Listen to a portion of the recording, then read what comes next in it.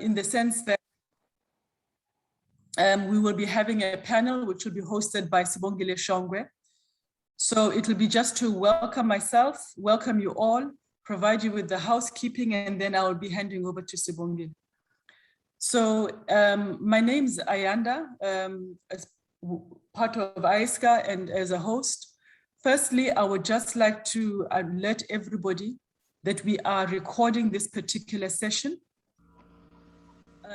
So please note that, and it is also live on Facebook and on other streams. So the panelists and the hosts will be showing their pretty selves, and I include you, Kamokhalo, as a pretty self to everyone. And then secondly, there is a whole team behind of ISCA that will be managing the chats. So if for whatever reason you are unable to hold your question, you are welcome to place it in the chat. And then when the session is over, Sibongile will go through the chats and answer any of the questions. We also ask that you keep yourselves on mute because it then distracts in terms of the session in the afternoon. You might, by mistake, be off mute, and so we will be putting you on mute if there's some noise that comes through. We are not silencing you for life.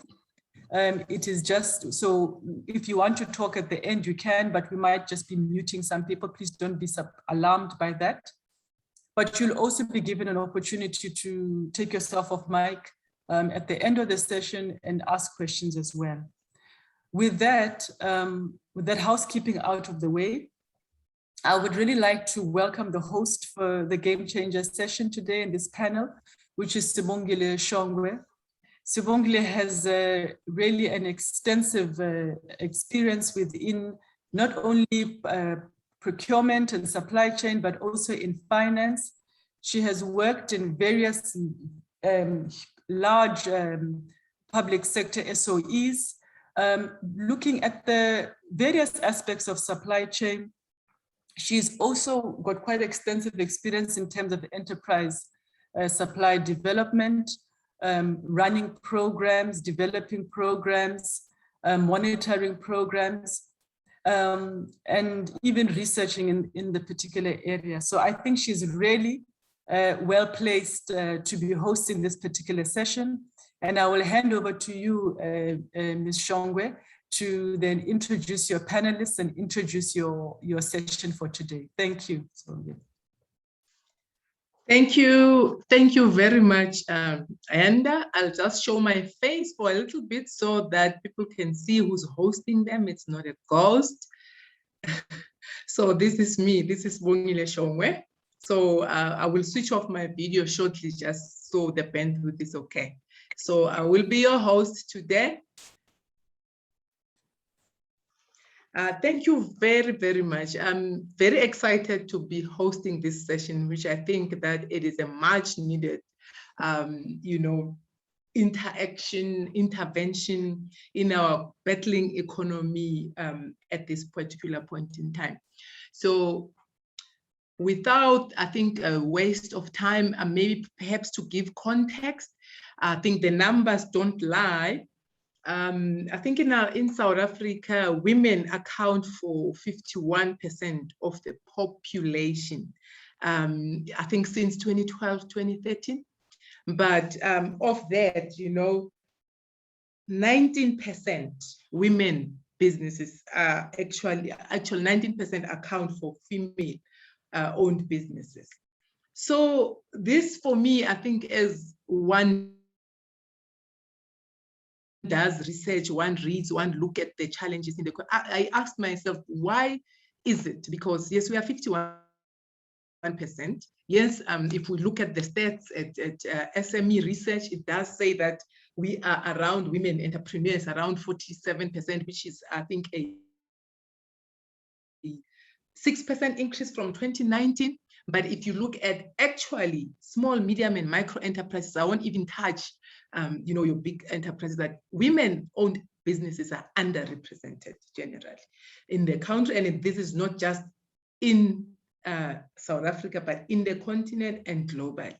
So I ask myself, and I pose this question to yourselves, why is it that, for example, now we know that we have BEs, we have these interventions that favors women-owned enterprises or owned businesses, but then we are actually not advancing women in business so that they can actually stimulate the economy. We have seen, I think there's a study that was done by Frederick Roeder, you know, which says female entrepreneurship has a major economic impact. And this has been, they have tested this, they've piloted, perhaps because of the nature of women, the nature of the role of women that plays in the economy or in communities. It is believed that actually, as you empower women in businesses, you will see an economic growth, you'll see much improvement in the economy, or actually within the businesses or within the areas that they own these businesses. So I have my panelists here, 3 panelists, whom I'm very excited that they are actually interacting here because they have been there. Some, you know, it's a mixture because we wanted to actually interact. We wanted people who actually are in, you know, business, who have studied, who have experienced this, who can tell us their personal experiences, so we can see, actually, we can hear how they're experiencing what we say, you know, is in within these interventions that we say government has put up, because we know that private sector also does it, has put up some interventions as well. So we want to hear these experiences. If this work, if it doesn't work, what did they do? And we have also, you know, our other distinguished speaker who's from one of the biggest SOEs who are actually advocating for women empowerment, or just you know, small businesses. Will hear what have they done, what they're doing, what are the challenges there in terms of what they're receiving from women. And we have another that has been both in public-private mining sector, who also is an advocate of enterprise and supplier development, who will be speaking to us about this, and from a male perspective and what they are seeing. So I have Mr. Kamohelo Mambane, I have Ms. Lusanda Sipeka, I have Ms. Funeka Mzila. So firstly, I think I would like I'll introduce first Kamohelo Mambane, who will just lay out for us, for example, what is legislature saying and government perspective, because Kamohelo is a founder and chief executive of TK Global Experts.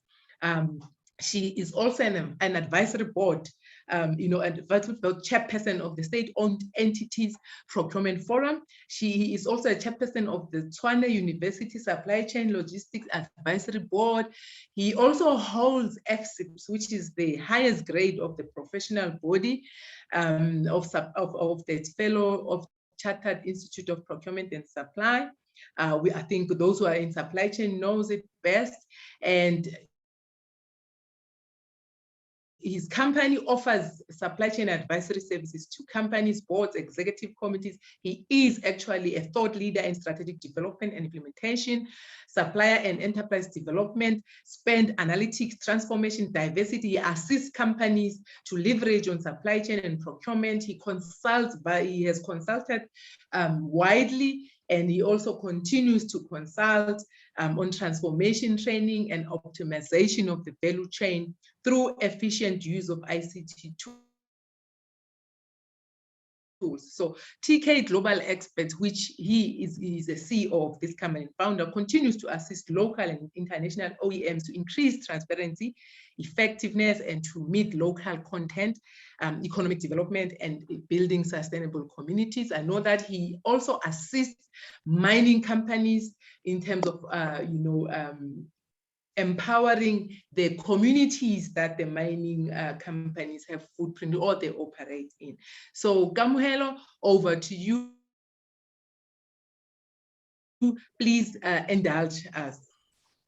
Thank you very much. I hope I'm audible enough. Yes, you are. Okay.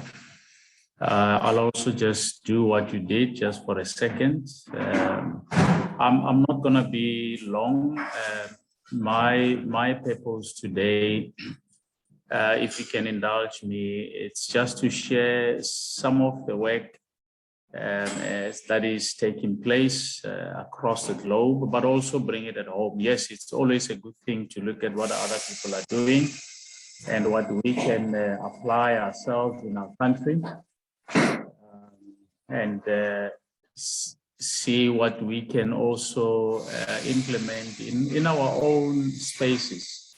If we are professionals, procurement professionals, so to probably just give me a second.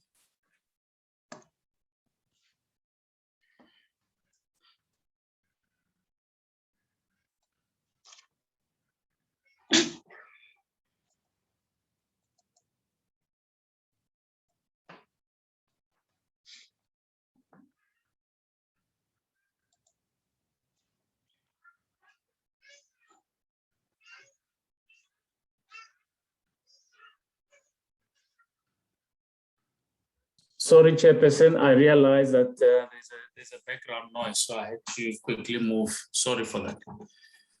So maybe perhaps just to bring it home, the numbers that the Chairperson spoke about, they have to be discussed in context, because it is extremely important that she lays a foundation in terms of that particular context, but also that we bring it back to our own work. Those that are in the supply chain profession, people that are creating requisitions, orders, contracts, that we see what we can do. Obviously, that will be probably the second session when we take your questions, because we have to understand what can we do. There is a problem, as the Chairperson has said. We are in a situation where the majority of communities do not participate in the mainstream economy. It is as simple as that. So in the United States, they have a challenge of bringing the minority into the mainstream, and hence they have the minority associations in different areas in the United States. Similar problems, you see them in Europe as well. The problem in our country remains the same, regardless of which industry you look at. If you look at the recent numbers that have been published by Stats SA, you will quickly realize that though we have a high unemployment rate, the impact is worse within women, right? The impact, it's, for example, unemployment rate amongst women is sitting at about 48.7%. Now, the problem is that the individuals that have to implement policies that empowers the majority are sitting in corporate SA. And as the Chairperson said, they're sitting, when we say corporate, we also speak about the state-owned companies as well. But who are the leaders in state-owned companies? Who are the leaders in private sector? I mean, if you just take a dipstick and look at the head of supply chain across the board in South Africa, you will quickly see that the statistics in terms of labor also cuts across supply chain as well. So it's just an issue of supply chain, but it's a societal problem. Those that are employed, even though the unemployment is still high, for those that are employed in managerial position, only 33% of women are found in managerial position. Now, who are the people that should drive the policies? Yes, managers across industries, they are the ones that should drive policy. They are the ones that should drive the transformation, and of course, the objectives of their own organization. But representation, as clearly articulated and so well by the Chairperson, Meshongwe, cuts across not just a supply chain, but it's a real societal problem. And many women that are employed, You find them in more, not in technical functions within the operations or within companies where they are hired. Right? You find them in administrative role. So the decision making, unfortunately, as you know, as a supply chain person, you do understand that the business decisions are made in core functions.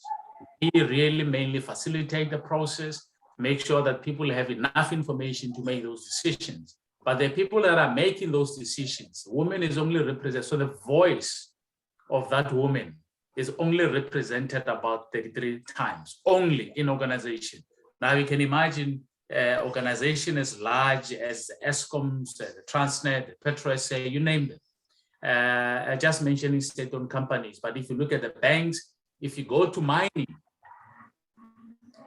which is also one of the biggest contributors in our GDP, also has seen quite a nice growth.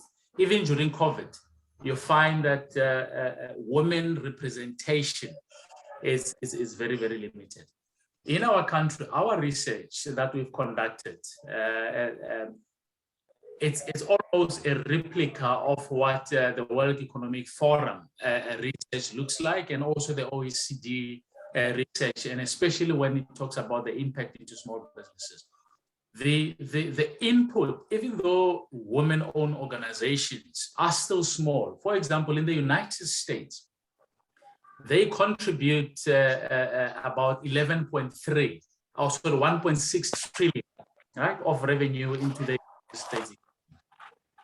If you look at our country, small businesses, they contribute about 10.5 billion in terms of revenue, which is really a very marginal, very marginal contribution to GDP, because it's only about 10%, a mere 10% contribution. But if you look at the entire sector in our country in terms of small businesses, when we spoke to companies in South Africa that are operating, registered in South Africa, they are saying to us that, especially if you look at public sector, which we understand currently is at about at least about 1 trillion in terms of trade, in terms of procurement of goods and services, a marginal 20% of that spend goes to companies that are led and managed and owned by women. Right? And in that, our biggest challenge, as we said, it's literally that there's a news article that was published in August, which I'm sure many women that are here today, you've heard this story many times, that where are they? We can't find them. Okay? So many organizations are saying we cannot find these organizations that are led by women. However, I want to talk about something different, perhaps a challenge. We can talk about solutions later. But my question maybe to the people that are here, do we have a policy in the country that empowers Black women-owned businesses in terms of procurement?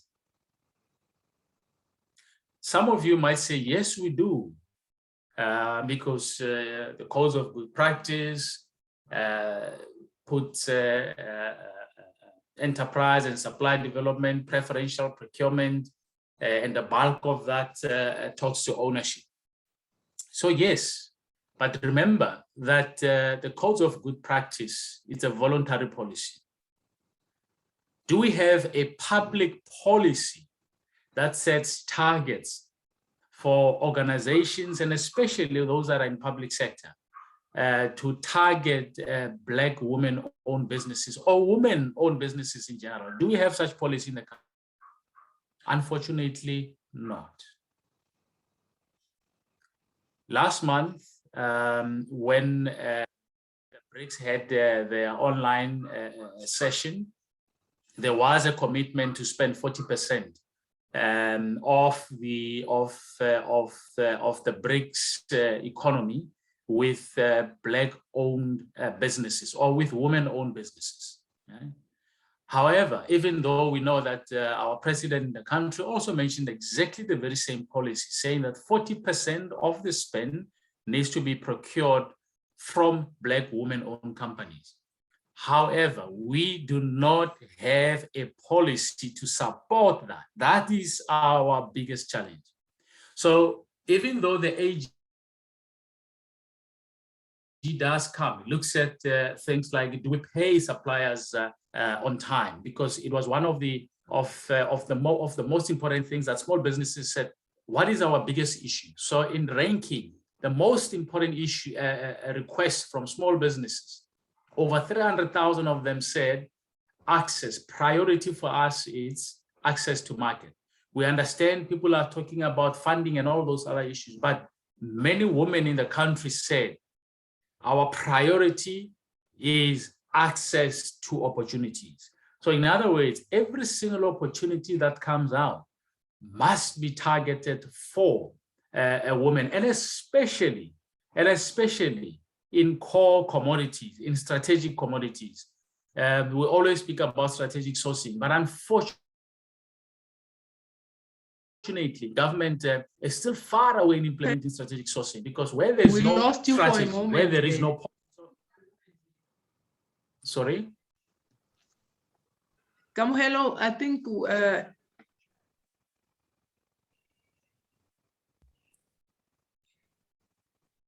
Hi, did you lose me? Yeah, just for a moment. You can continue. No. Yeah. All right, maybe let me wrap up here and allow the next speaker. But there are 5 main challenges that I'm hoping that today we can bring solutions to. One, priority number 1 is access to opportunities, right? The second one is that when we find the Black-owned, the Black women-owned companies, obviously there's a bigger problem that we don't pay them. We don't pay them on time. And remember, when you invoice in the country, from the day of invoice, SARS expect payment. So if you pay them in 90 days and the invoice was 100,000, that invoice, the day you pay it, it might be already at 200,000. So we kill a lot of Black women-owned businesses. That's number 2. Number 3 is funding. Unfortunately, as we know in our country, the decision-making in terms of funding is driven by males, people that looks like me, unfortunately. And most of those decisions in terms of funding and access to funding does not support women-owned businesses. But what also is very, very important, we spoke about it, challenge number 4 is legislation. There is absolutely no legislation that has a policy that says 40% of our procurement must go to women. There is no such, even though, you know, either the president or whoever can say yes, we want to, but yes, if you want to put it in policy and make sure that when the audit or the AG comes, they audit and they make sure that people are held accountable for those legislative directions. And finally, Chairperson, something that is very close to my heart, it's ethical behavior. Unfortunately, in employment, women have challenges with people that looks like me, unfortunately, in terms of ethical conduct. And in business, it's even worse, and especially women that are owning small businesses. So those are the 5 biggest challenges that I'm really hoping that today we can be able to discuss with our panelists and also together with the people that are here today. But there is hope. And just in closing, one good policy that has clear direction and target is the mining charter. For the very first time, and of course, even though we've seen the challenges that it's been challenged, but the intention in that mining charter had set a target. So under services, the target is you must spend 44% of your spend as a mine with companies that are owned by Black women. So there's a clear target there. So while government is still talking about 44% for its own consumption, Mining Center has already laid the foundation. So I'm really hoping that we are not going to end up with a new regulation that is going, unfortunately, to regress what the Mining Charter has done. And obviously, we know that it's been challenged in our courts. But I think as professionals, we must go and defend such policies, but also make sure that it's replicated across industry. Thank you, Chairperson. Later on, we deal with these 5 challenges that I spoke about. Thank you very much, Chairperson. Thank you, Kamohelo. Thank you for that perspective. Appreciate very much. We'll engage further. For now, I'll introduce Ms. Lusanda Sipega, who is the Executive Manager for Enterprise and Supplier Development at one of the biggest SOCs at Transnet. She heads the department that looks into and is responsible for localization and supplier development. She has more than 10 years in the transformation industry. Ms. Sipeka has headed the verification unit working for an accredited verification agency for 5 years. So she has been, an auditor and verifier as well for the codes, and she has been for a number of years now been in enterprise and supplier development. Now she can tell us about what Kamu has said, how it works, what Transnet has done, and what she has been seeing in terms of women enterprises in her space. Lusanda, over to you.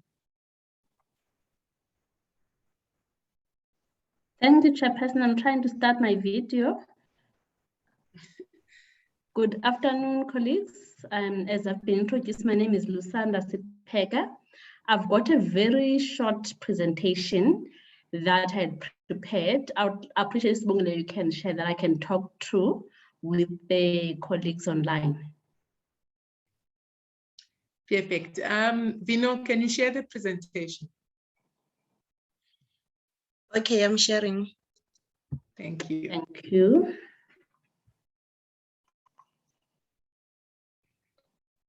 Masipega, we were so much looking forward to seeing your face. Now we can't see you.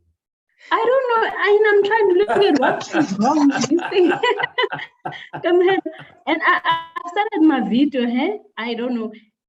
I don't know what happened here. I don't know what to let me see what's happening. Technology happened. Hey. Yeah.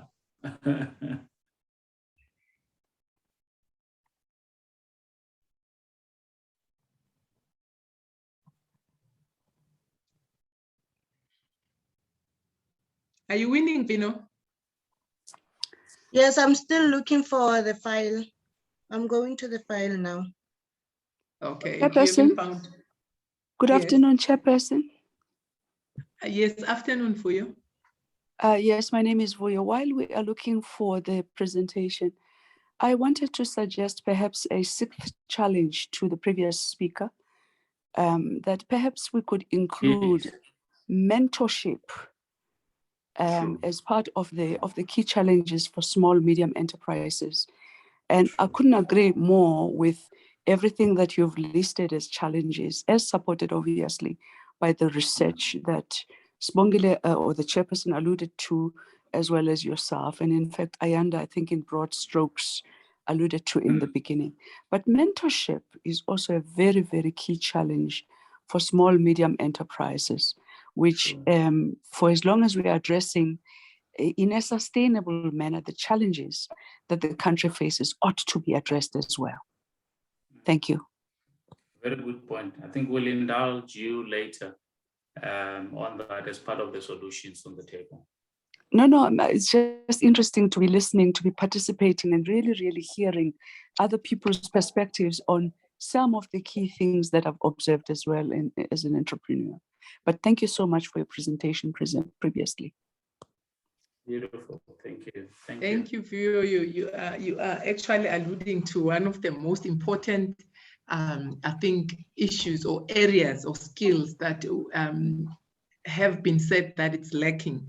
In one study, we hear that actually the skills that are provided to entrepreneurs or SMMEs don't work because we take people and we go and teach them financial skills, business management skills, which don't work for them. And what they did is they piloted, 2 groups to say, if we take this group, for example, and take them and teach them, business, like mentor them, take them into the space, work with them, deal with their socio-economic issues, because we know that with women, which is one question that I will actually throw at the previous speaker who's waving right now, we will ask him in terms of what is this underrepresentation as a result of women, the gender, inequality in women, or is it something that is actually more than that, deep-rooted? So you're raising an important thing, because what they found is that those entrepreneurs that they were taken through a different route, not the formal accounting, those are the ones that were actually successful for you. So you are actually pointing to one of the research areas that we've looked into, and which looks like it can work. But what we are finding as well, I think Lusanda will touch it, that entrepreneurs are tired of being taken and put in hubs where they don't graduate, they go through these hubs and that's it, they're not given opportunities. So these are the things that will engage, I think, as we go along. Lusanda, I think your presentation is there. Can you put it into presentation mode, Vino?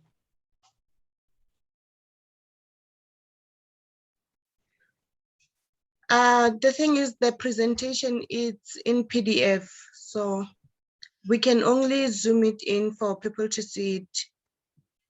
Okay. I'm sure we will share it to the viewers after that. Then that's fine. Over to you. Yes. Thanks, Chair. If I may go to maybe quickly to the second slide, I am going to take you through what Transnet, how our blacks, the spend on Black women-owned business has been looking like in the past 5 years. If you see in 2017, we only spent about 11.69% of our total spend in transit on Black women-owned entities. I do think that to an extent, the BEE codes of good practice do play a role in ensuring that entities do not spend as much as they should in the Black-owned companies, because of 30% the target that is so low in the BEE codes. However, we do try our level best.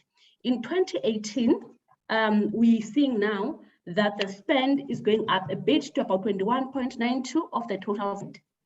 The spend at the bottom, you see in 2017 is 48 billion. In 2017, we only spent 5.6 billion with Black women-owned entities. In 2018, the total spend was 48 billion in Transnet. We only spent 10 billion. Gradually it's going up, but not in the pace that we would like to see this on. In 2019, we spent about 65 billion, but only 18 billion went to Black women-owned businesses, and that contributed to about 28.58%. In 2020 financial year end, we spent 28 billion and 10 billion went to Black women-owned. We are start to see much of a progress there, 37.26%. Then in 2021, we spent 34.18. The total spend was 23 billion, only 7 billion went to Black women-owned entities. And that is something that we are trying by all means to do as Transnet, to try and make sure that we're pushing the numbers upwards. But in the next slide, I'll talk about some of the challenges that the entities, that Black women-owned are facing, and some of the interventions that we try by all means to do, and to ensure that at least we help them. One of the biggest challenges that our Black women-owned entities are facing is the lack of capital and funding. When they get this business in Transnet, there's no money to execute on that. The solution for that is that we partner with SIFA. There's a funding called Hodisa funding that we have with SIFA. What happens is that a supplier needs to have a business with Transnet. And then if you've got a purchase order, we can refer you to get that funding. It's an interest, the interest is lower than the normal interest rate, and then you get that and then pay on the agreed period depending on the duration of your contract and the value of your contract. We know that CIFA takes a bit of time to do the approvals, but we try by all means to have the round robin to make sure that our as Black women-owned companies are able to deliver. One of the biggest successes we had was one of the Black women-owned companies. They had an oil contract transnet in billions of rands. We assisted with that, but that's not enough. It's not actually one Black women-owned company and call that a big success. There's others in there, but they're not as much as we want them to. And also one of the challenges that we see is that Black women-owned companies are always considered for soft skills such as catering, cleaning. That's what we're seen as. When it comes to the manufacturing capability, we are forgotten. When it comes to the big tenders, that involve big monies and that skill, women are overlooked. So what we are working currently is a solution. The strategy that has been approved by EXCO, we're just talking to the service provider. We're working with the company, we're going to be working with the company that specializes in the relationship between the suppliers and the OEMs. We want to transfer the skills to the local suppliers, including the Black women. We want to see a lot of Black women in the manufacturing space in the rail sector. So this strategy is localizing manufacturing capability in the rail sector, and we're targeting the local suppliers. What we're talking about is that we've got components that we use in the rail sector that we want to be manufactured here. We can't afford to be having, all our items for our rail sector being imported or partially designated. So we are saying if a particular commodity is 65% designated, let's create the local capacity for the difference so that we can have that 100% designated. That's what we are working at the moment. And the maintenance of the workers that we have, the rest that we have as well, to go to the Black women-owned entities. We understand that the skill is an issue, but once we finish this, we're not going to just throw our businesses out in the cold. We're going to take their hand through this. It's still in the approval stages, that particular one. And also some of the challenges that our Black women-owned entities face is the opportunities are so limited and barriers of entry in core commodities, that all of these entities are using. If you can analyze the spend that we have, for example, we spend a lot of money in ICT, we spend a lot of money in the rail sector, but our women are nothing. We spend a lot of money in fuel. Our women are not in that space. So I think the balance of entry could be an issue as well, or we think we're not good enough. I do not know, but there is that issue that we're working on. So what we have done is that, remember, even if we develop and capacitate an entity, we are a state-owned entity. We have to follow the PPPA regulations and all of that. Now, the section 217 of that regulation requires that you can advance the previous disadvantage through the 30% subcontracting or put a BE level and so forth and so forth. There's no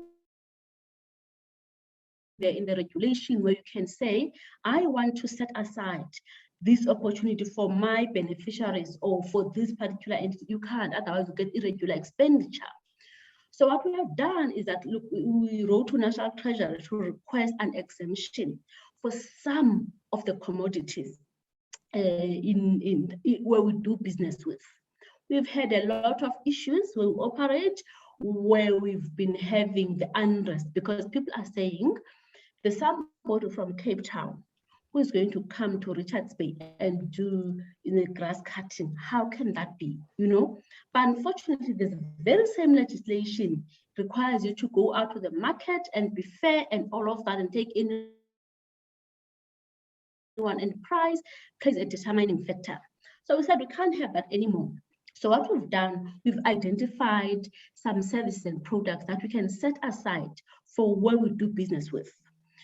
So in November 2020, we started with the process, but at that point in time, it was only TFR that had that challenge. So we got the approval from Treasury. However, in that approval, there was only TFR in there.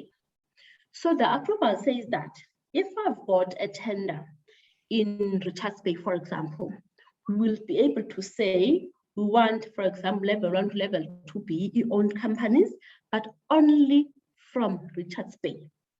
And if somebody is from Durban or from Richards Bay, we can be able to exclude them from that opportunity. Also, we're going to be having an opportunity for Durban. Anyone from Johannesburg cannot be able to tender, they'll be excluded.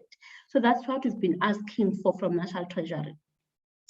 So at that point in time, the value that TFR had applied for was 80 million over a 5-year period.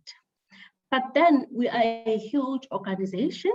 We've got other operating divisions. They came back and said, look, guys, we also face the similar challenges. Can we have the same exemption?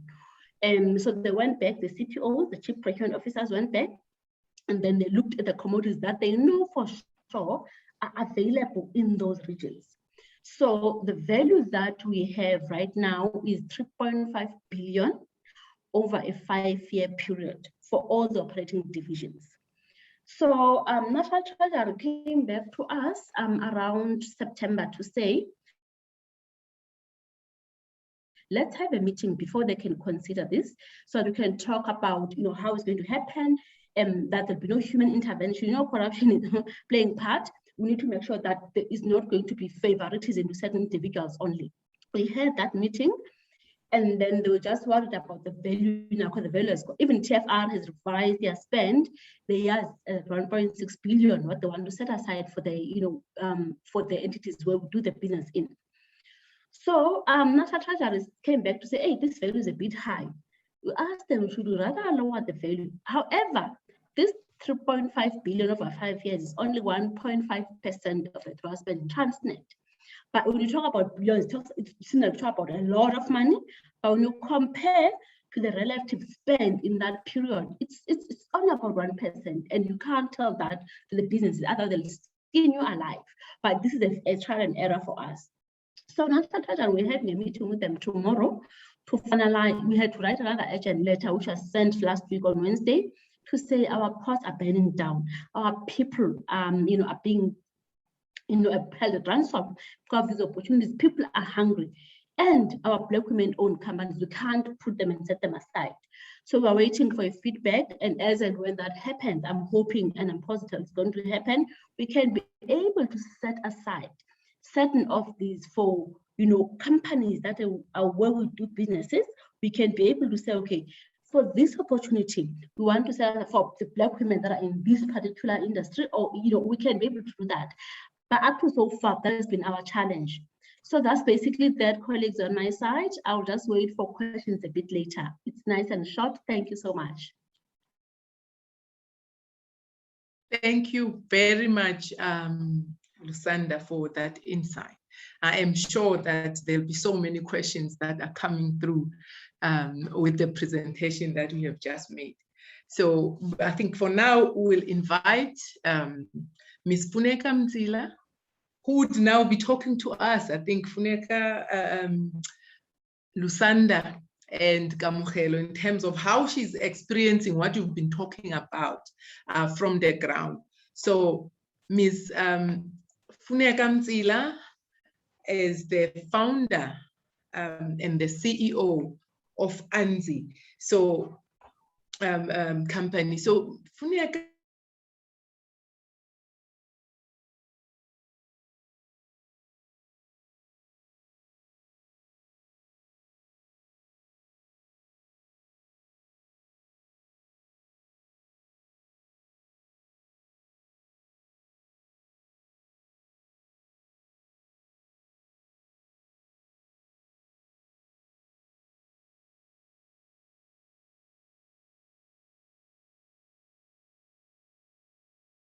it shows that as women, actually, we are actually good at startup, but we don't have those skills, but we start. So Funeka, with her incredible entrepreneurial spirit, she was motivated by that need to support her family and pay school fees, towards her siblings' education. So from a nursing background originally, her salary was never quite enough.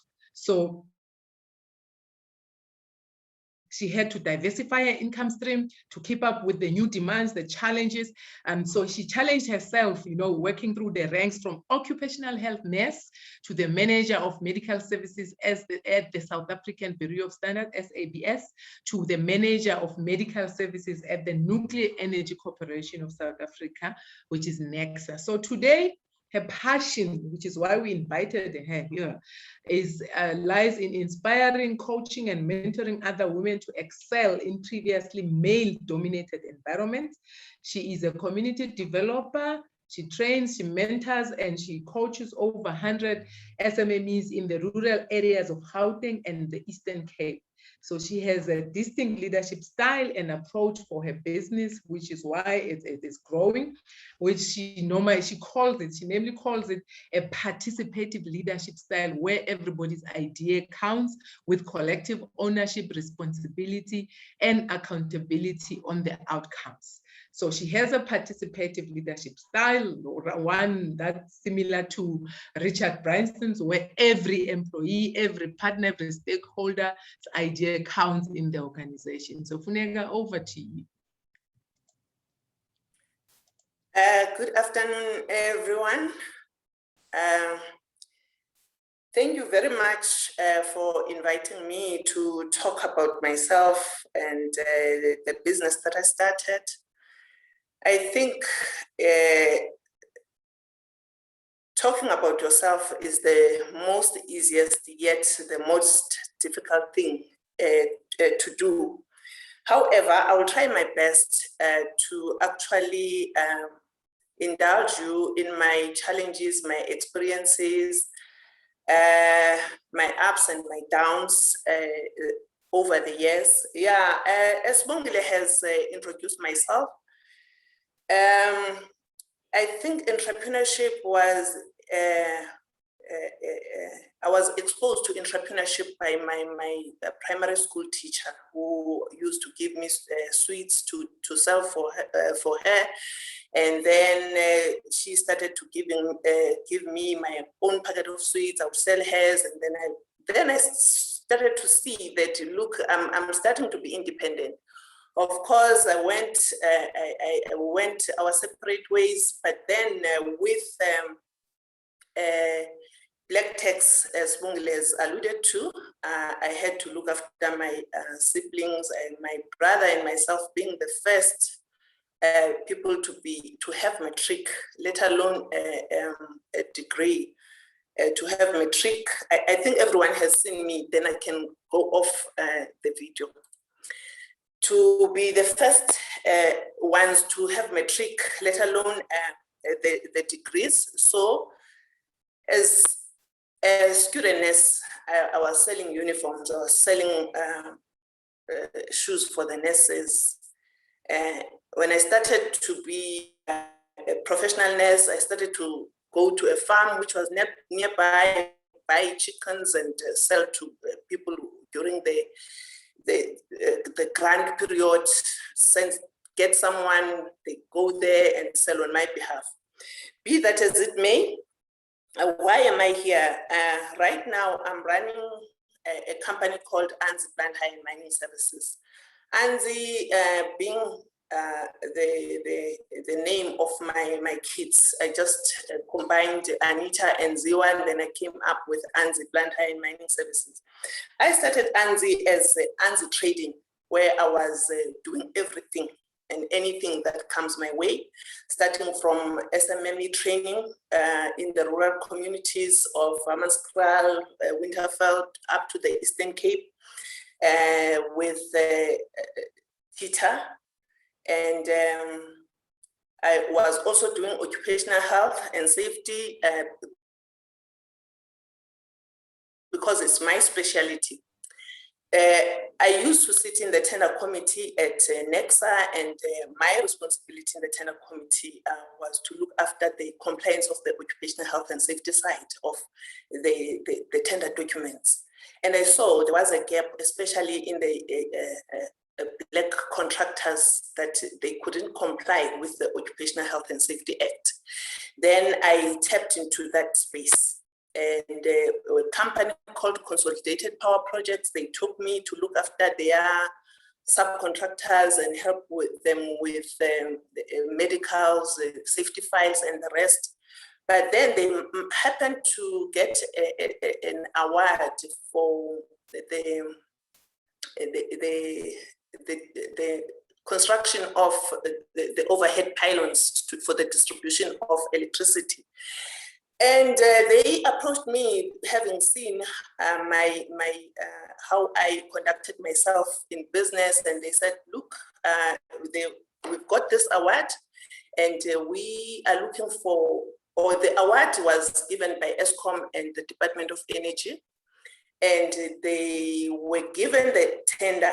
They were awarded on condition, because it was a white company, on condition that they are going to include 30% of BBBE. Then they were pressed for time, and they called me. They had my everything, and they said, Funeka, you are going to supply us with the yellow equipment. Then I said, oh, okay, where am I going to get them? Then they said, you will see. Okay, then I said, okay, I will supply. Then they started me with 4 TLBs. At the time, really, I didn't even know, because us as a Black community, we know everything that is yellow is a ganda. I couldn't differentiate between an excavator, a grader, a TLB, a front-end loader, and all of this. However, I looked around and I got the company that had a footprint in 6 provinces. And I approached that company. Then they gave me 4 TLBs that Conco started me with. Then I supplied them. At the time, my balance sheet, when I started, was 34,000 in my ANZI trading company, where I was doing SMME training and everything else. And Conco was good in that they really went all out for small enterprise development. They took us, there were 4 of us, and they took us, we had this mentor who was a transformation manager. They gave me a contract for 3 years. Over and above that, they gave me a surety letter that if I don't pay anyone who's supplying me with the equipment, them as Conco, they standing surety, they will pay them. Okay, this industry, plant hire, as we may know, in fact, for me, up until now, I don't know anyone else who is Black. They are Black.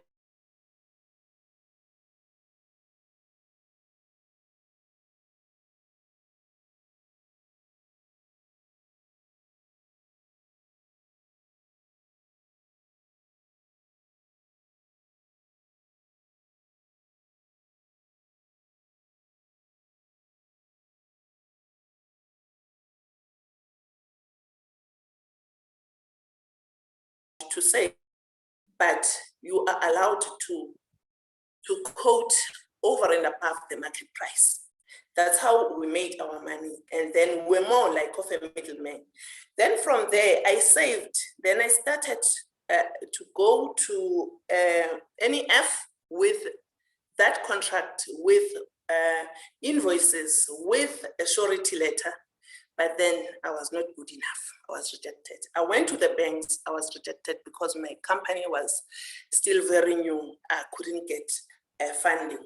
And now I'm starting to grow. Congo is starting to give me more pieces of equipment to say, go to Lourisfontein, we want a water truck and want 4. Then in Uppington. And the money was like coming to me and I'm passing it over, coming to me and I'm passing it over. and I would just make my markup price. Thanks to Conco, because with what is currently happening, the markup price that you can do when now currently, if you are doing cross hire, at the most, you can do the markup. If you don't want to price yourself outside the market, only 30 rands for whatever machine, you may name it, any machine, 30, but with Conco, I could make 90 rands per machine per hour, 100 rands, 110. Then I went to a small business development, DTI, with my balance sheet, of course. They said we can only grant you one machine. We can give you funding for one machine. And I'm like, good people already, I'm having 15 equipment. Can't you just fund me for 5? Then they said, no, it's a high risk. Okay, they gave me 50%, I paid 50%. And remember, the barriers to entry in plant hire are very high. The other challenge is you go to the OEMs, the original equipment manufacturers, the Palowells of this world, the Komatsus, the Bells, they all require a very strong balance sheet because this equipment is expensive. It's a huge risk for them. They want a very strong balance sheet. I was rejected there as well with the contract from Conco. So I went on buying that one machine. They gave me 450,000. I paid upfront for 450. New machine. I bought with the savings now. I bought first backy, I bought my second backy, I bought my second TLB. At least I started to move. And by 2017 financial year, I moved from the balance sheet of 34,000 to 11 million. Okay.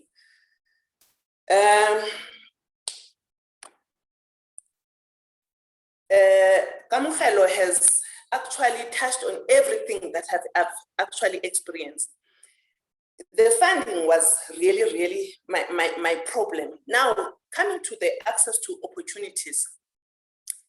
With plant hire, the access to opportunity, I won't lie. There's in construction, plant is required. In mining, plant is required.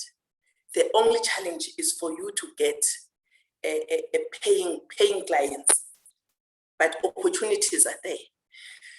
Okay, here I am with the desire to grow my business. I moved because initially I was alone with two operators for my own 2 machines. The rest, before I knew, I was running with 26 pieces of machines all over South Africa. Wherever Conco was working, I was there. Then I again got another contract with Transnet, which was also good. Then I saw that I really need equipment. I was like, what can I do for me to grow? Because I'm still playing small a role of a middleman. 2 equipment as opposed to 26, 28, I could be making a lot of money if just I had maybe 6 equipment that belonged to me. Then I looked in the industry for people that can join my company. Then the initial company where I was renting from, they joined me. Then I grew from 2 pieces of equipment to 26 equipment, because now I had the people that were known industry, they opened the doors for me, and we grew from 2 employees to 210. Then I again tried to get funding. Whatever you were talking about, Ayanda, with due respect, I've been to CIFA, I've been to NEF, I think I went when they said in fact, I'm saying, I'm talking, I will say the names, unfortunately, but I can back it up because I have had evidence. I've been writing to these people. I've done everything there is to do for anyone to get assistance. CIFA, I went 2 times, I was rejected. NEF, I was rejected. I've been in business partners, I've been all over, private, in any case. Now COVID hit, then that's where my business started to have a problem. Okay, let me just touch on procurement. In procurement, especially in SOEs, well, the tender is open, you score very high because you're Black-owned business. Then I got awarded a very nice tender in one of the SOEs. And then come a time for them to place orders with me. There's the other challenge that we face, it's a very subtle sidelining. It's like you're talking about the ghost because you can't touch what you're talking about. I think everyone has seen me. I'm old and I'm tired. I don't put on wigs. And when you go to these meetings, you see these girls. Not that I'm saying it's wrong. There's nothing wrong with the wig or whatever. But you can see the appetite, where the appetite goes towards. And I find myself, look, I started this business. I learned the everything in the plant hire industry on my own. Nobody mentored me. It was trial and error. And now you are telling me that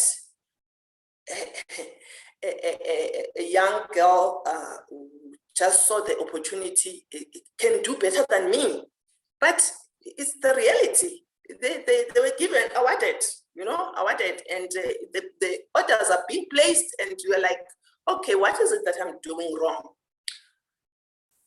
I can give you another example. I go for a transversal contract with Treasury, and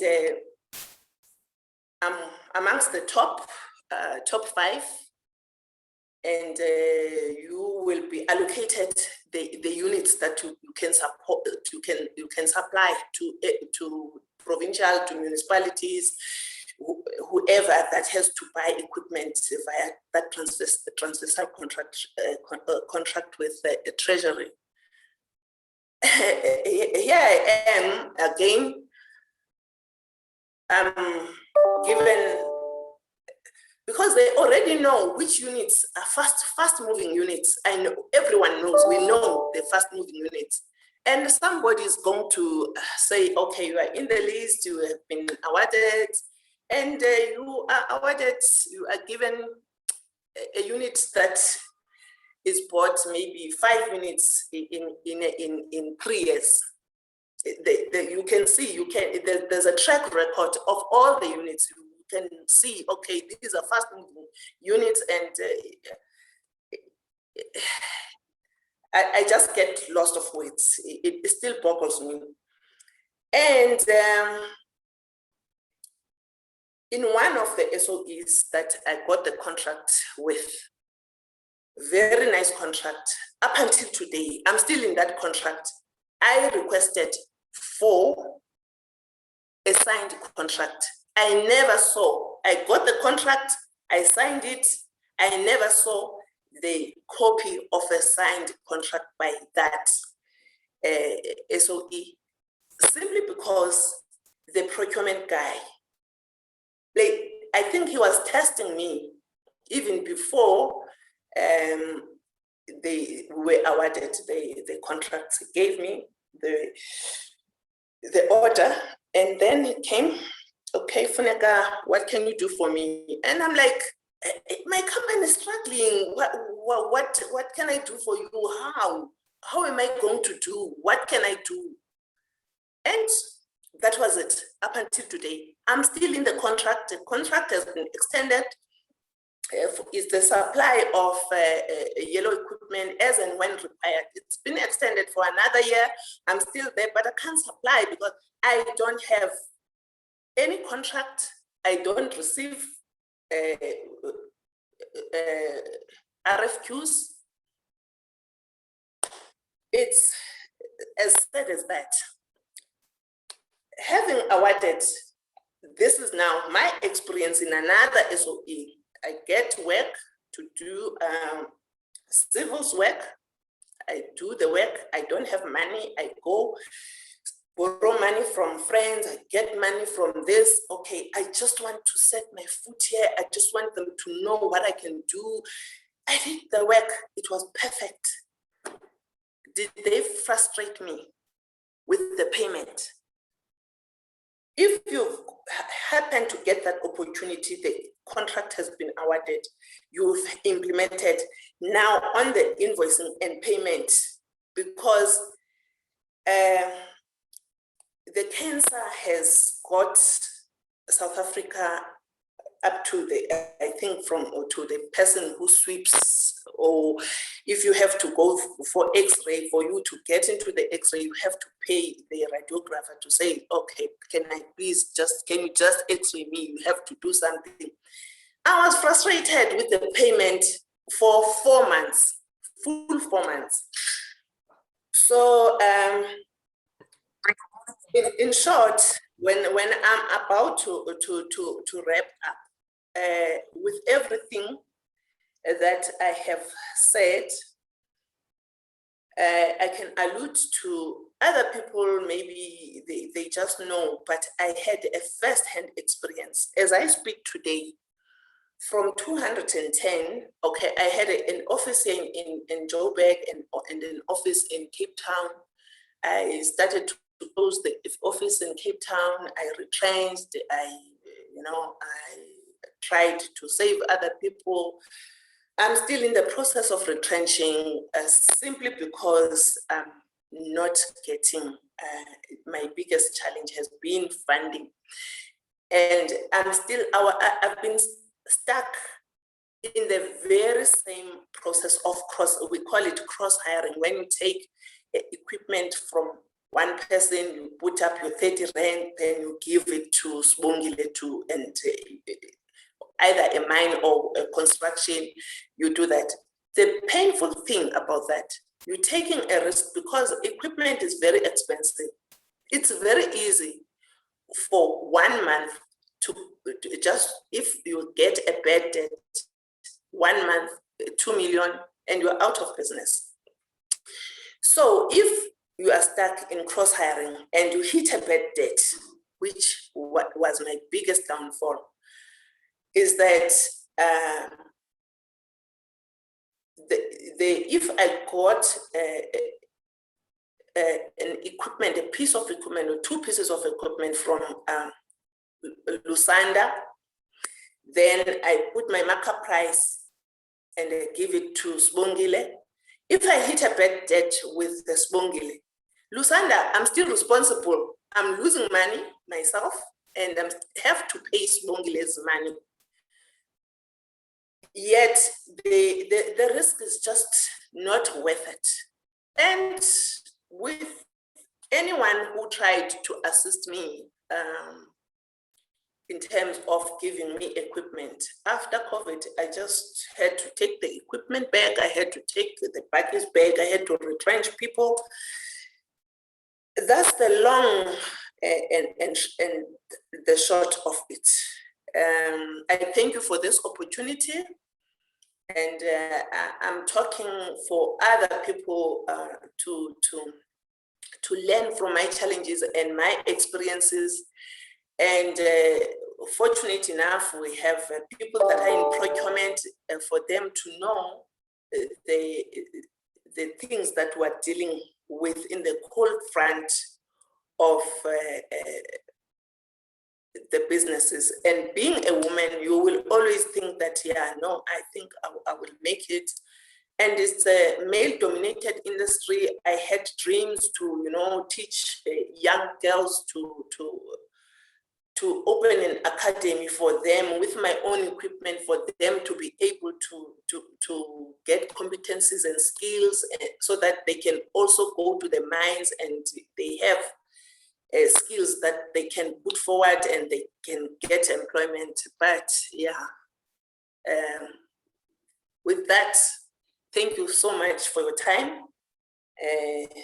I'll be open to questions. Thanks a lot.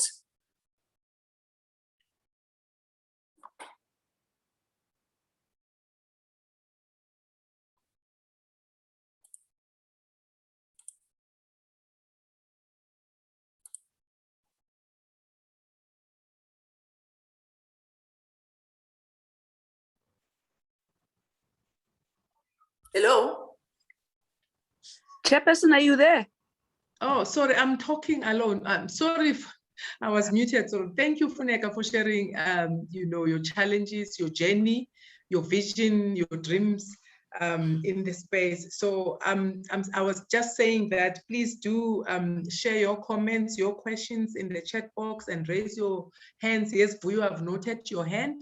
And I think Muladelo has said to us here that the country does not have regulation on women empowerment, I think, but we are expected, I think he or she didn't finish her comment there. And dear Mr. Mampane, could you please share your presentation? And from Kamuhelo to Lusanda, ring-fence targeted procurement is the way to go. It seems to me that elements of 217, this is section 217 of the Constitution, are not equal in law. You can falter on transformation as long as you meet others such as competitive and cost-effective. And Mulatelo says here again, women economic empowerment initiatives may relate to all dimensions of supply chain management with different goals in mind. I think that's yes, of course. We will comment on that. And to Funeka, this is from Kamuhelo. He says, May, you are doing nothing wrong. My heart is bleeding, it's ethics and it's their loss. I think that relates to the procurement contract you had with the procurement manager who wanted something on their hand. So he says it's ethics and it's their loss. We need your business in mining. Please, let's talk. I think you'll talk outside then of this. So please do share your comments here. So I think before we continue, perhaps we can ask, Vuyo, your hand is up. Thank you, Chairperson, and thank you, Funeka, for your very inspiring life story, very inspiring journey as an entrepreneur. I want to go back to that first speaker and perhaps the organizers of this webinar to say what is to happen going forward with our collective experiences and thoughts on this matter. Is it just going to be colleagues and like-minded people talking to themselves and sharing ideas and perhaps raising a red flag, or is there an intention to approach specific entities that we have engaged with as entrepreneurs and hit and bumped our foreheads against the wall in order for them to be in order for us to be heard? You know what I'm saying, Chairperson? What are we going to do with this information? That is the first thing. And secondly, to that first speaker who so articulately outlined the challenges, I don't know where this one is going to fit in, but there is, from Funeka's experience, and quite frankly, from my experience as well, there is a veiled exclusion of women from the main economy. How do we articulate that challenge as part of the 5 or 6 or 7 challenges? Because for as long as we don't name the elephant in the room, the elephant will still be there, and sustainable efforts to change this thing are not going to, are not going to be as successful. You know, there's I don't know what the opposite of overt is, but there is not so overt efforts to exclude women from the mainstream of the economy.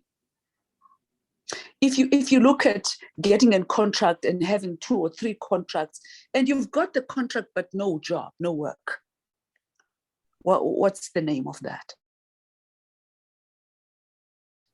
You know, and you apply for funding, you don't get funding, and you're told that you need to have a balance sheet of so much, the experience, and you need to have so many, audited financials for 2 years. You just started audited financials for 2 years.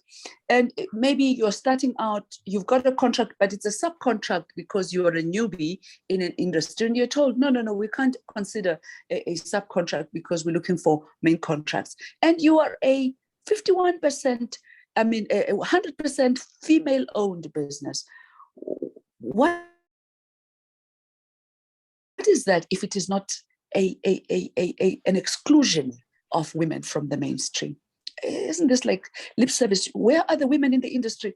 What kind of question is that? I mean, we are right here. We're just being excluded. How do we raise this effectively and bring about measures that will change this thing, change it sustainably, because we are women, but we've also got girls that we're raising, and we've got grandchildren that we're raising. And if we don't change this, what are we sentencing our children, our children's children to? Thank you, Chairperson. Thank you, Vuyo. It's a quite, I think, thought-provoking. So the first question you asked is that, what are we doing about it? Are we talking amongst ourselves, and then what are we going to do about it? So ISCA, who is hosting this seminar, is involved in research and is associated and affiliated to UNISA and various universities. So, and I think the president is vice chairperson of the Supply Chain Council of South Africa at National Treasury. So I think with this information, what comes out here gets into a paper, a position paper that is written and it's submitted, according to my understanding, to the powers that may be. And I like it because also Kamugelo, whom you refer to as your first speaker, is also sits at National Treasury as well, within the, as one of the subcommittees of the Supply Chain Council. He also sits, I think, provides advisory on the Triple PFA, which I think information that is it's feeding into there, and I think also within the Triple BE Council that he serves there. So I think as we engage here, and you, Ayanda is also, I think now, and Ozias, I think, Mube, they are also writing up, doing some research in terms of these experiences that we have, so that we can put them out there as position papers and in books in terms of what can be done, and highlight this, which we believe that it can be escalated to Parliament and also to the Department of Small Business. And as we know, we have a ministry of small business in the country. So, but I think this is a question, I think, that you posted various questions, and also to Kamohelo and also to Lusanda, which I think they can give us their responses in terms of those challenges. I think Funeka has alluded to much of what I think most of the audience as entrepreneurs and as SMMEs are experiencing out there. So I think I'll give to Kamohelo and then Lusanda to respond as well. So I was responding as ISCA at this point in time. Thanks, Chairperson. Very, very good questions. And yeah, I really love that story as well. It really spoke to me as well. Very quite sad. And that's why ethics, these people must be exposed where they are. We cannot sit here as professionals and look the other way. You look the other way today, tomorrow it's going to be you. Tomorrow is going to be your child. Tomorrow is going to be your parent. Tomorrow is going to be your sister, your uncle, or your brother. We cannot look away. There's organizations in this country that has found ways of protecting their interests and making sure that their interests are taken right up until to the Constitutional Court.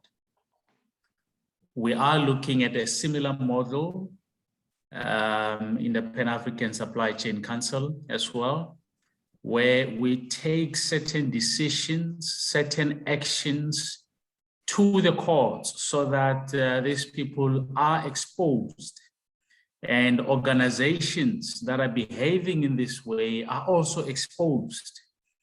Any person who's been an entrepreneur in this country has gone through similar experiences. I've gone through similar experiences as well. You get awarded a contract, after 2 months you get a letter that says, sorry, actually we gave it to somebody. It's as horrific as that. So we have to, unfortunately, no one is going to do it for us. We spoke to few advocates, few attorneys, they are willing. And we must take one strong case to go and make an example of that. And you know, those institutions in the country that are protecting their, so they look at a decision that has been made that does not favor them. Similar experiences that we have had here to say today with Mercy Becker, that if they see Mercy Becker making a certain decision, they will take her to court and say, no, your laws do not support such a thing. So for me, we have to deal with those individuals, and especially those people that are in public sector. This is taxpayers' money, it's your money, it's our money. Everyone is paying taxes, and it's not their pet money that they can go and use whichever way they want. We must, and I'm really urging, and I see some of the supply chain, the CIPS Gauteng branch. I see you, Sandra, there as well. We must take some of the this by example and make sure that those people are exposed. We have managed to expose some of them within, as you know, the chairperson today. We received, in my previous life within State-owned entity procurement forum, we received complaints, we dealt with them effectively, we took them to the highest authorities within those institutions. Some of those people were dealt with effectively. But please let us bring, whilst yes, the chairperson rightly so saying that because the meeting has been recorded, that there is a paper that needs to be submitted. However, when the public procurement bill gets out for the second round, because it will go out again, we did receive, Treasury received comments, quite a lot of comments that were received. However, there is almost as you rightly said, a silence in terms of Black women-owned needs. There's been very little submissions to National Treasury that are encouraging what Mercy Becker is doing in terms of ring-fencing, or what in the past Treasury used to call it targeted procurement. We cannot accept that Black ownership, Black participation must be limited to a subcontracting. It cannot be, we cannot accept it. Yes, it's doing something, but as you had the experiences today, that's exactly what we do if we say 30% must be subcontracted. Unfortunately, it is not 30% of the revenue that is being subcontracted. In many instances, it's a 30% of the contract, but only 1%. Some don't even reach to 1% of the revenue that gets subcontracted. If you say, yes, we're subcontracting the value of the contract, the profits, there is no 30% of profit that sit with that subcontractor, because they still pass that money back to the same contractor. It's directly same to the main contractor. So we cannot accept that our contribution as a majority will be limited by legislation to subcontracting. It cannot be allowed. And we have to make a strong input and a very strong submission to National Treasury to put laws that ring-fence, and there are very simple things. For example, Chairperson, government says that you go through a tender process, and at the end of the day, you find that there's 3 companies that are exactly the same in terms of price and BE. As our regulation says, there's no put all these names into a hat and choose one. How can we accept that? How can we really be happy with such regulations? Whereas we should have said, hey, the highest Black women-owned ownership, who had the highest Black owned youth ownership, who had the highest ownership in terms of people living with disability. There is method, there's formulas, but we are really subjected to numbers in the heads. We are subjected to subcontracting of 30% that does not even talk to the profits of those particular contracts. So I really urge 2 things. Firstly, please give us those names, give us those institutions, give us those stories. We must make an example with 1 or 2 of those people, because unfortunately, if, for example, it's not going to end up with the Zondo Commission, naming of those people there, because they still have their job. They're still in supply chain, they're still in procurement, they're still making an impact, a negative impact from the stories that we've heard that unfortunately still continue. So we need to name them, deal with those individuals directly. And secondly, in terms of our regulations, let us make sure that when the public procurement bill eventually comes out for the 2nd round, we make a strong submission and a directive of how Black women-owned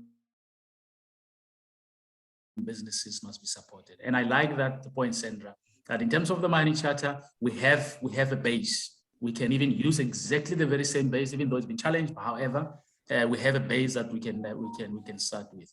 And lastly, those that are in supply chain, the Black women-owned businesses that are here today, Chairperson, can it be shared? Please share their profile with us.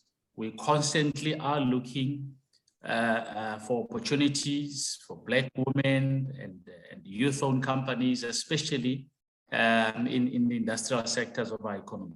So I really want to urge you that if the women that are here, at least let us try to secure, even if it's just 1 meeting with a procurement person and an enterprise and a supply development person on the other side. But first, let's listen to their stories and let's hear what they need and let's see how far we can go with it. At least that's our commitment that we are putting forth today. Thank you, Chairperson. Thank you, Gamu. Thank you very much. I don't know if Lusanda wanted to say something from that question while we are thinking of answering that question, Lusanda. There was a question that Vuyo posed as well about whether, women are actually undermined in business or suppressed and they're not given the similar opportunities to make. So one of the statistics says that as much as, Africa leads the world in terms of the number of women, businesses or women business owners, it says that women businesses in sub-Saharan Africa continue to earn like 30% less than to their male counterparts in terms of profits.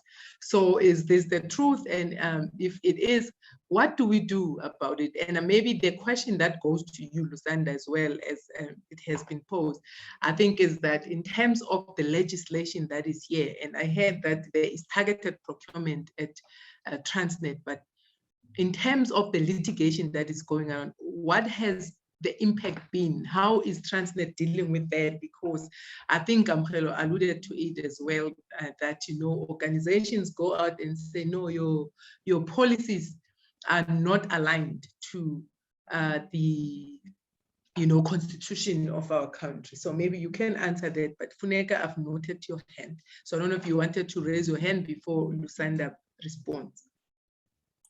No, Lusanda can respond.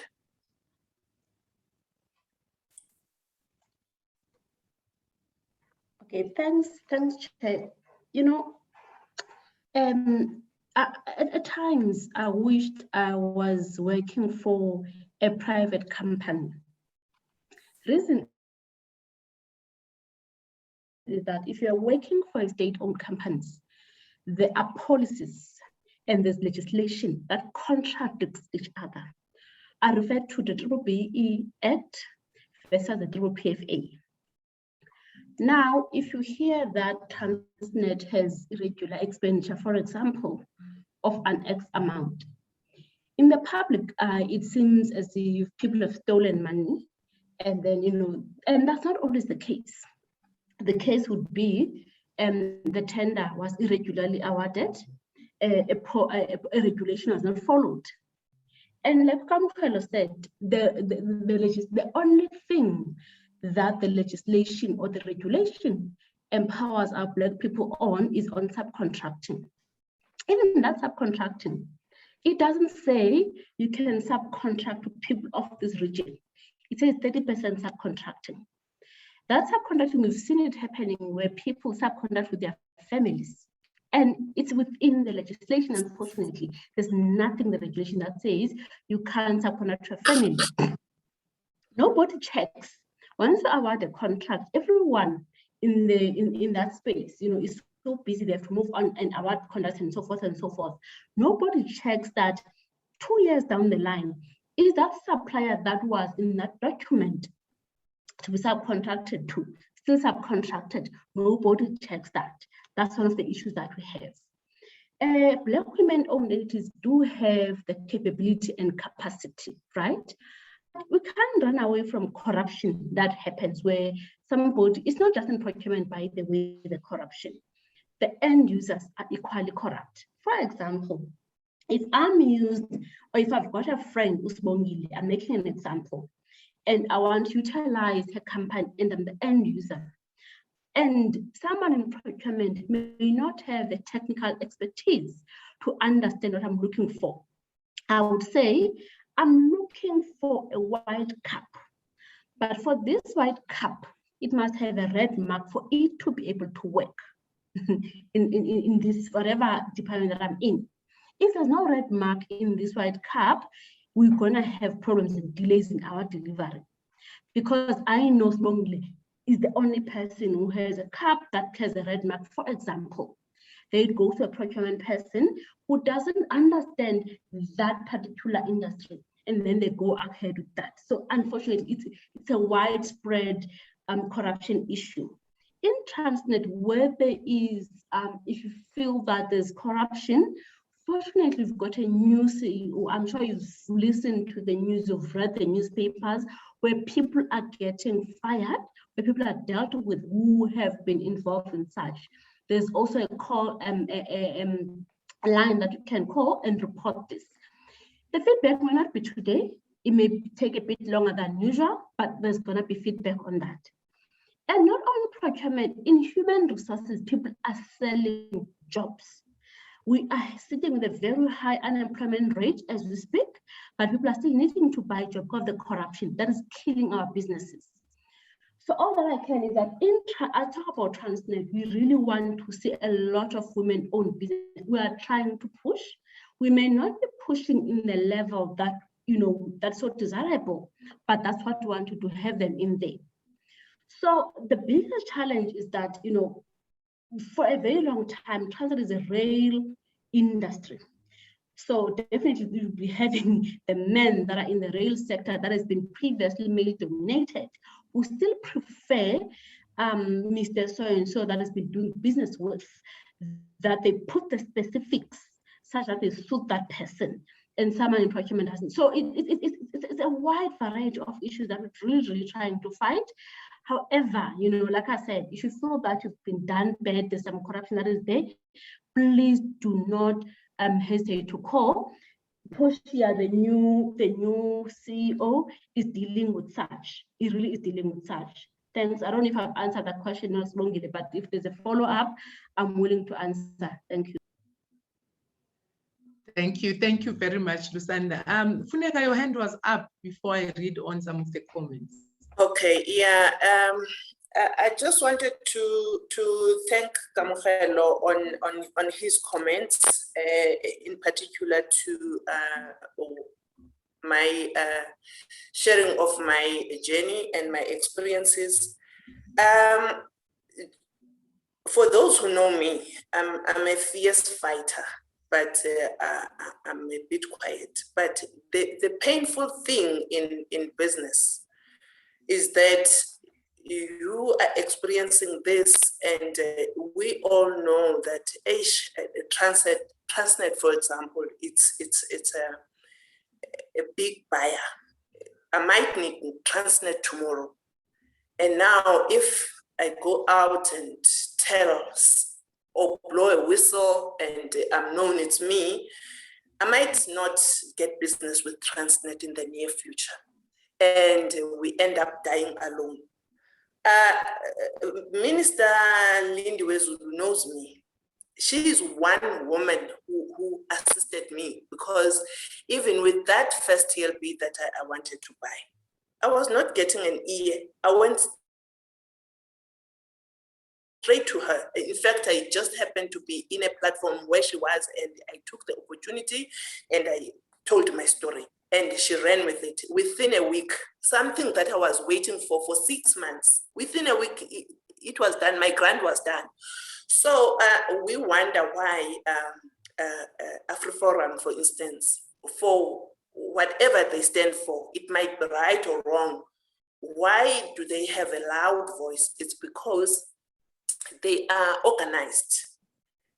So I'm just voicing the thing to say, I'm so happy that there's this platform where if I have a problem, I know I can go to someone and my voice will be heard. With funding, I can go to my archives. I even sent a letter to the presidency. I tried to call and they will block you. I sent that letter to ask them, which are these women that you're saying you are supporting? Yeah, I am. I'm looking for support. This is what I've done. This is, I wrote my story and I told them where my challenges are. I didn't go anyway. I just hope before, hopefully I won't die. I will try to be, to be alive in my business, that with this platform, we are going to be heard. If we can just try and increase the volumes so that we can be heard and be organized. And I thank you, Kamohelo, and whoever you're working with.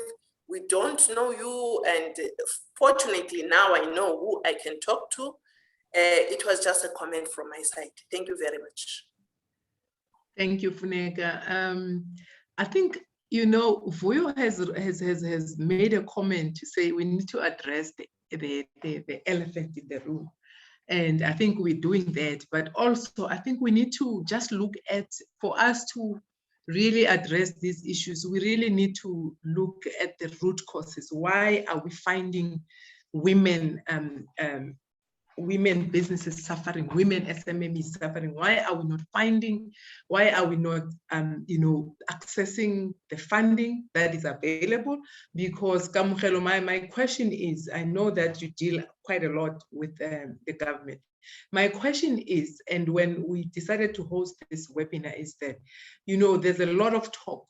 A lot of regulations have been relaxed for women and youth, and we have, women as targeted, designated persons that can be awarded business, but this is not what we're seeing. And from, I think, SMMEs and from Funeka is not what we're hearing. Finance you will not get. And we are seeing studies, because one of the studies says actually women businesses are less risky to finance, but we're not seeing that. Why is that? And why can we not find that access? Why is it in government spend? Because for us, we're looking at government, for example, to assist us, to actually integrate us within public procurement as women, but this we're not seeing. And, I think we need to look at gender equality, because I think it may stem from there as we look at it. If you're a man, you are more likely to be funded, you are more likely to get access to opportunities than women. And we know that, it also said that gender equality is a precondition for eradication of poverty. But the actions of the implementations are not actually, aligned with what we are saying. We know that, gender equality is a prerequisite as well to achieve the SDG goals, sustainable development goals, but we're not seeing that. So we're talking about emancipation of women and girls, but it's not coming through. And what was alarming, I think, for me, was the study by the World Economic Forum, which says that at the rate that we're going, it will take us 108 years to achieve complete gender equality everywhere in the world. So I think this is, and while we have 2030 that we're looking towards in terms of the SDG, so we actually are not allowed as a country, as a continent, as the world global. So what is it that we can do is what I'm asking, why is it that this is not happening? Is it the alignment of policies? Is it the mindset? How do we address this gender equality? So before maybe we go on for your answers as the panelists, Kamuhelo has this comment with the question to say, how is the Black woman differentiated? Since on the mining side, the mining charter 3 categorizes white women under historically disadvantaged persons as Black women. So this is his question. And Sandra says, he supports ring fencing, especially within the mining industry, and this should be driven through the Chamber of Mines. While Ozias Numbe says, thank you, colleagues, for your open but robust engagement. It is true that some of us can use advocacy to relay some of the issues raised here to the relevant platforms. ISCA, together with their strategic partners, will be pursuing this vigorously. So Gamu and Lusanda, is gender equality maybe the root cause here? Vuyo, your hand is up before maybe they answer. You can share, and then Gamu and Lusanda will respond. Vuyo? You are muted, Vuyo. Yes, born before computers. No, I didn't want to come in on this gender equality aspect, Chairperson. And I really don't want to hog this webinar, but my God, you've pushed some buttons, you've opened some sore wounds. I wanted to suggest perhaps to the organization that's organizing this, that it could possibly arrange interaction between entrepreneurs, procurement specialists, as well as specific organizations that are targeting so-called women-owned businesses, because SMMEs need to hear what we have to say. I mean, the small medium business enterprise that is established solely for the purpose of looking after small businesses and women-owned businesses, they have to hear directly from entrepreneurs. The NEFs, who have got such beautiful websites and statements on their websites about how they are actually setting aside certain funds for women, they need to hear from us. The government that is spending so much money employing and setting up all of these enterprises to stimulate and assist the economy through funding of women-owned businesses, the government has to get feedback directly from us. And of course, we also as women must not be silent when white papers and some of the legislation is being proposed for us to be protected by. But we need to call into accountability these institutions that are paying lip service to something that is killing the economy of the country. That's what I have to say, Chair. Thank you, Vuyo. Funeka, raised your hand. Lusanda Kamu. All right, maybe let me address first Sandra's question. So Sandra, something sneaked in terms of the mining charter guidelines. So yes, in terms of the act itself, it just talks about women. But if you break it down, for example, if you go to mining goods, so if you go to page 20 of the Government Gazette of the 19th December 2018, the guidelines on mining charter. Actually, let me get the correct name for you. It's called the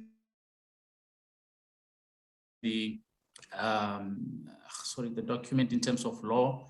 It's called Implementation Guidelines for the Broad-Based Black Economic Empowerment Charter for the South African Mining and Mineral Industry 2018. So if you go there to page 20, obviously, as you know, there's now, we came from 3 categories. We are now on 2 categories, which is just your goods and services. And under mining goods, the target of 70%, you will see that it talks about historically disadvantaged persons. And if you go to services, we target Black women. If you look at the Excel spreadsheet that has been published, we talk about Black women in terms of the guideline. So it has unfortunately snaked in terms of the template that were issued by the mining charter. But generally, the act itself just talks about women and not Black women, which is a serious problem. And also, when you look at the enterprise and supplier development, the focus there again, it's on entities that are owned by Black majority people. So that's really where it's coming from. But because we are working together, Sandra, as you said, with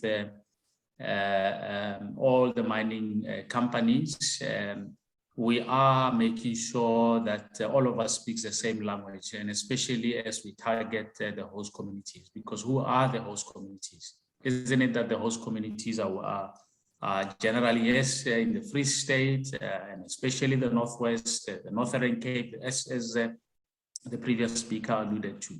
So whilst you have targets for empowerment, those must be targeted through the host communities as the language is used in the mining sector.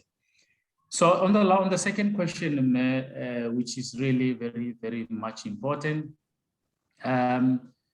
we have to start somewhere. I think it cannot be that we are left at the mercy of good will of people like Mercy Peka, who they are trying to do their best, but there are internal problems that she faces, there are external problems that she faces as well. So she's forever fighting forces in her implementation program. Internally, it's when the end user says, this is what I want, regardless of who comes into the pipe. But as she rightly explained, that the specification or generally, and that's why the numbers, what she presented, are exactly a true reflection of, even though Transnet during those years, they had that competitive supply development program. They did extremely well in terms of the investments that was put in women-owned organizations. However, that is now regressing. Because that policy has now been set aside, and because they also were brought into triple PFA, which they were out before.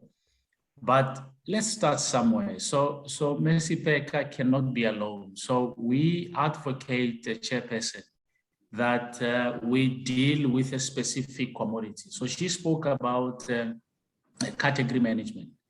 As an example, so if we take steel as an example and say that our objectives in terms of steel is to create sustainable businesses,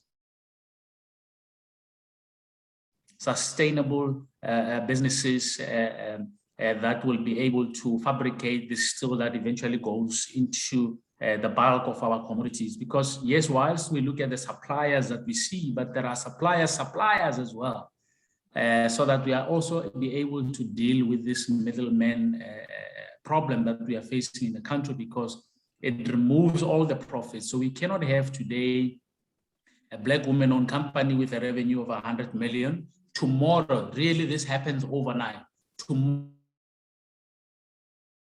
Tomorrow, that business becomes a 1,000 rands revenue business because they've been passing this money to somebody else. And this is exactly the story that we had today. And it can be replicated and it can be said in many organizations, because it's exactly the story of many of the Black women in the country.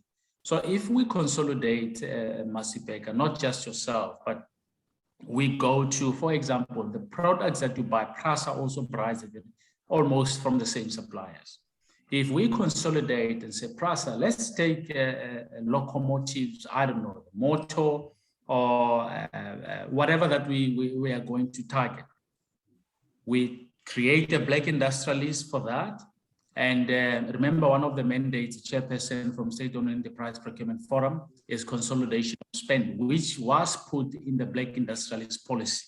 That once a Black industrialist is identified, we then use the regulation 16.66 that says that all of us are going to procure from that particular, and then we get the contract, even if it's just one person who contracted, but all of us then contribute towards that company, and we use a very same company, because the investments, it cannot be that you invest so much money in the organization and just overnight when someone doesn't want to pay you, then you lose that entire business. So the first thing we can do, and very simple things like that, chairperson, where we identify a specific commodity, we ring-fence that particular commodity, we support it through the Black Industrialist Program, but we create an ecosystem around that particular commodity. And it doesn't have to be one entrepreneur, by the way.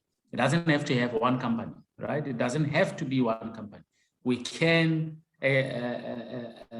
support a group of Black women-owned companies, because we can even regionalize it, one Gauteng or one per province, depending on where the bulk of the spend comes from. So as she rightly says, spend analysis is extremely important, but that can be done. And I will propose, before 3 years ago, we had proposed scaffolding as an example, because there was a lot of infrastructure programs that were taking place, but get the companies that are manufacturing, refabrication companies. So that happened, but we can take 1 or 2 or 3 commodities per annum and see how far we can push, but also sharing of information. If you have a Black woman-owned company in your institution that you are supporting, please share that with your colleagues on the other side, because they're also going through exactly the very same problem. It was Transnet that broke the monopoly on audit firms. They led the way. What we have today, it was because someone made a decision within Transnet and say that we are going to break the monopoly of the Big Four, and they created Black women-owned audit firms, right? Many of them are still sustainable up until today. So we have to have that strategic decision. One entity must lead it, and then all of us must then follow or support that organization. But it can be done, even though our regulations are not supporting it, but there are ways, chairperson, of making sure that we collaborate and we grow the pie for Black women in our country. Thanks, Kam. Thanks a lot. I know Funeka's hand was up, and I'm also mindful of time. Vino, I know we are on Facebook Live. If you can check if there are any comments or questions there while Funeka is it's on live. Okay, I'll definitely do that. Thanks. Funeka, your hand was up. Oh no, Kamu has answered most of what I wanted to ask, especially on the mining Black women differentiation on the mining charter. Okay. Look, the other challenge that I will just pass through as a plant hire company, you know, you will buy an excavator, a new excavator, 1.8, second hand, a very good one, 1.1. And these host communities where we do the business, they are also supposed to empower and enrich the communities where the mines are. And you'll find that if you are not in that community, they will appoint someone from the community, and you have to supply that entrepreneur, which is from the community. With that new or whatever equipment that we have, you have to give it to somebody that you're not even sure where of their competencies and skills in operating and taking care and looking after your equipment. Look, if you go to Avis, for instance, they want your license. They will take a deposit. Just for a Polo Vivo, even a Yaris of 120,000. There you are in plant hire, you are giving an asset of 1.8 million to somebody that you don't even know, somebody who just went for 1 day to train and has never practiced, has never used or operated that machine.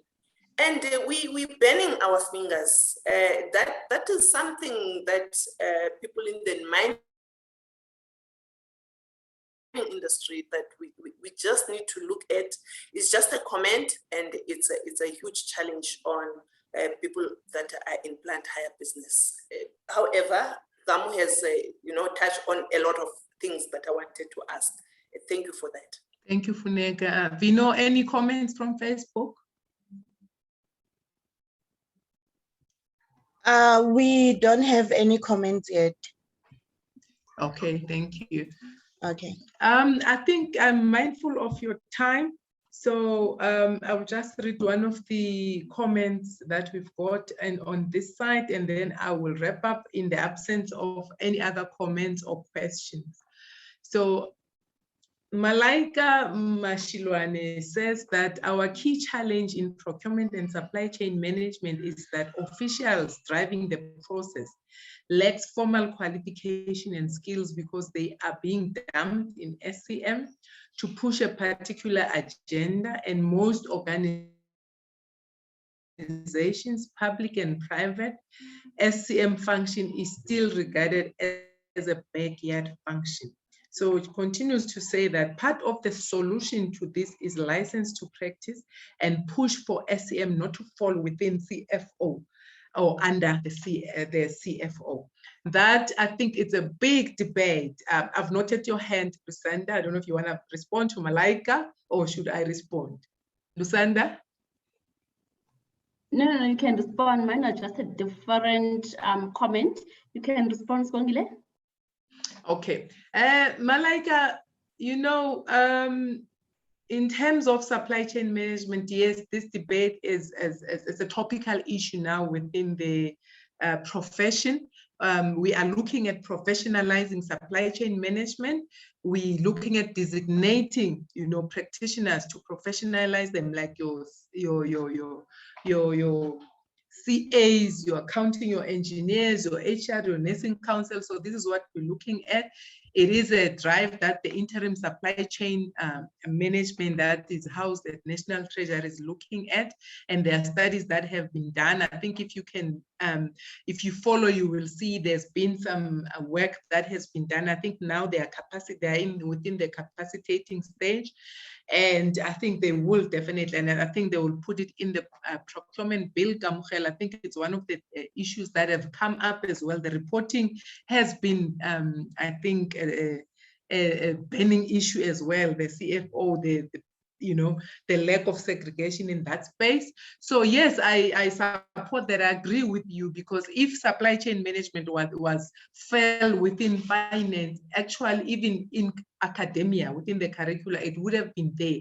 Even in the designation with the CA, it would have been there. It would have been designated. I think we would have been also serving articles under your SAICA because it falls there, but it doesn't. So, but yes, we take that, and yes, it's done there. But also, I think as supply chain professionals, we need, or they need to have the balls and teeth that is required. Even though I was just had a talk on leadership within supply chain, because it needs for you to be bold. And when we are bold, as we know, as Funeka was saying, when you're bold, you unfortunately become victimized. But if you stand for the truth, as Kamukhelo has said, the legacy that we want to leave, you shall be bold and you shall stand. So this is what it's a great I think comment that you've said. Lusanda. Just the last one, Chair, thanks a lot. I wanted to say, to the women-owned entrepreneurs that, there's nothing that we can't do as women. And shouldn't feel intimidated that a certain industry has been male-dominated. We can do that as well, if we can give ourselves the time. Secondly, once we get into the joint ventures, we must demand the skills transfer, because that document is signed. It said that you're splitting, the work, whatever percentage that we agree upon. The skills transfer is critical so that next time we can be able to do the work on our own without relying on that other person that we've done the work with. We mustn't let, ourselves be bullied and not get what is due to us in the dividends. That's basically that on my side, Chair. And then the collaboration, Kamukhelo, we've touched on that. It's very critical that we do collaborate so that we can only develop the local entities, we develop the local industries. We can be able to develop a common commodity that SCM is using, that Sandral is using, so people do not rely on one SOE. They can get a variety of where they can get the work from. That's basically that on my side. Thank you very much, Lusanda. Sorry for keeping you. Now it's after 5. So, okay, the comments, I'll just read the comments and wrap up. Thank you, Ms. Nzila. Please contact me. This is Kamukhelo, Ms. Nzila. Malaika is not, she says it is bread and butter situation. I think it's relating to the SCM officials and stuff. Kamukhelo is saying, thank you, Ms. Malaika. Malakia, there are many shining examples on the continent where SCM function is not in finance. Similar example can be seen in some SOEs and private sector. PFMA will be amended. We should talk to the drafters and influence it in the right way. Thank you very much for joining us in this webinar and the interactions and the comments. It was very interesting. It was very interactive, and the comments, I think, are thought-provoking, and the questions. I think in closing is that we have opened a